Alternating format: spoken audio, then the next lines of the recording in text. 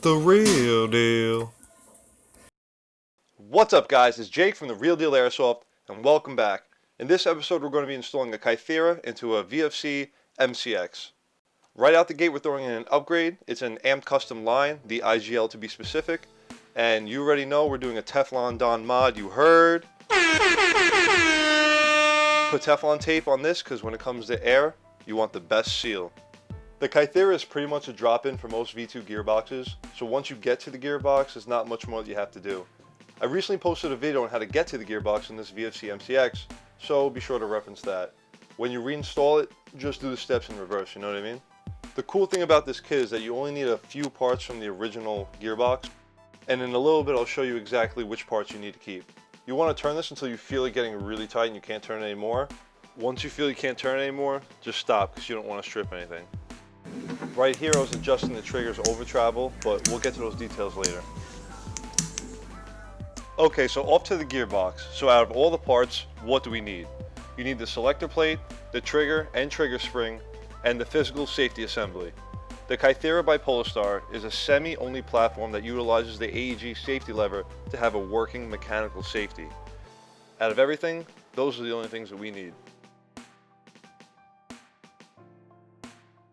Save that, we're going to use this later. There is a little spring on your selector plate, that's for the cutoff lever. You could go ahead and remove that. The silver cable is for when you pull the trigger not connected to air.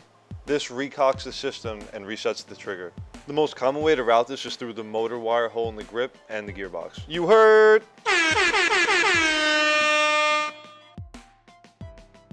Alright, so here I'm struggling to put the spring back in because I'm doing it through the camera. But yeah, this is how you're supposed to do it. Boom. Now you want to lift the long part of the spring onto the bottom of the gearbox. And once that spring is on the gearbox, then you want to scoot the little trigger notch into the hole. And this is how the trigger works with the Kythera system. It fits perfectly into the trigger block and it pushes it up and the trigger breaks. Once everything is in place, go ahead and close that bad boy up. Compared to an AEG, it's a lot easier going in and out of the gearbox, I think it's safe to say.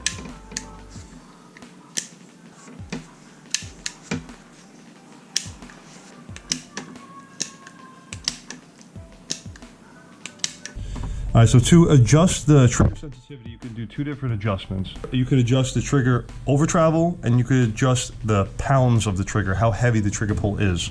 In order to adjust how heavy the trigger pull is, you can add a grub screw, which would basically, a grub screw like this, which would basically compress this part, and that would give you a heavier trigger pull. Right now we're going to adjust the trigger over travel by putting one of these grub screws right here. All you do is you put it from the bottom and you screw it to basically the point where once you pull the trigger and the shot breaks, there's no more room for movement. Stock, when you pull the trigger and the shot breaks, there's a little bit of wiggle room. I'll show you that now. That play we're going to eliminate. I'll put the mod in and then I'll show you. This little piece right here. And let's see the adjustment.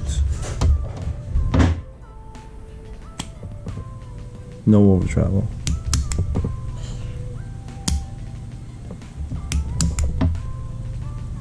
No over travel, perfect. If you enjoyed the video, be sure to like and subscribe. Until next time, see you on the field. The real deal.